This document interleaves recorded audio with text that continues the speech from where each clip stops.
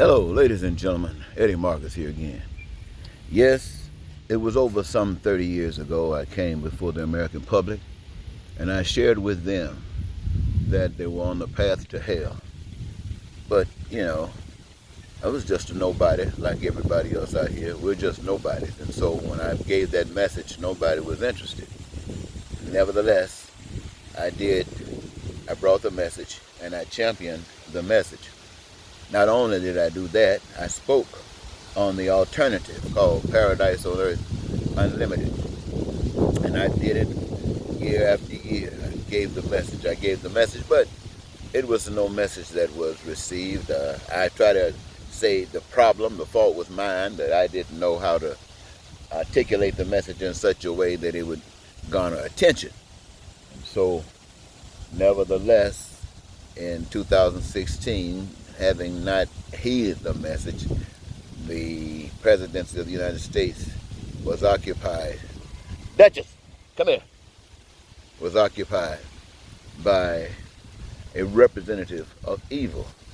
And I say that because everything that he has advocated from one degree or another has caused pain and suffering to others. And anything, any system or any idea that brings pain and suffering to anyone at all is evil in my estimation and understanding. And so, ladies and gentlemen, the truth of the matter is that we have gone through that. And with Donald Trump in the White House, and doing all the things that he's doing to ignite evil against righteousness. And we got people who really don't even understand what righteousness is. They know it's not what Donald Trump represents. And they know that they are not as bad as Donald Trump, so they just presume that they must be okay or on the right path. When the truth of the matter is that they are not on the right path, because it is the path that they are on that played a part in Donald Trump being president of the United States, evil taking over this nation. And so, ladies and gentlemen, you see, we're talking and negotiating after George Floyd murder. That was just a statement, as far as I'm concerned, from heaven, telling you that the systems of the world ruled by men, regardless of the color. It's all about power. And to have power, they have to manipulate and control others to whatever degree necessary for that to occur. And crying out for pain and suffering, and what you're standing up calling it to the forefront, what value did it do for George Floyd? It did nothing. So it's saying that you must turn to another source. You must try something that you haven't tried before. Why not try the power you cannot see? What that basically means is, why not start doing right? Why not stand up for what is righteous? You know the pains you felt. You know that other people feel those pains. You should stand up, not only that you, my friends, have no further connection with these pains, but no one should have any further connection with these pains. This is what righteousness is all about. And so what I'm actually saying, ladies and gentlemen, especially in a season like this, where you have presidential season, where you have evil personified by Donald Trump, I just say, and the Republican Party. And a little lesser evil, but evil nonetheless, from the Democratic Party.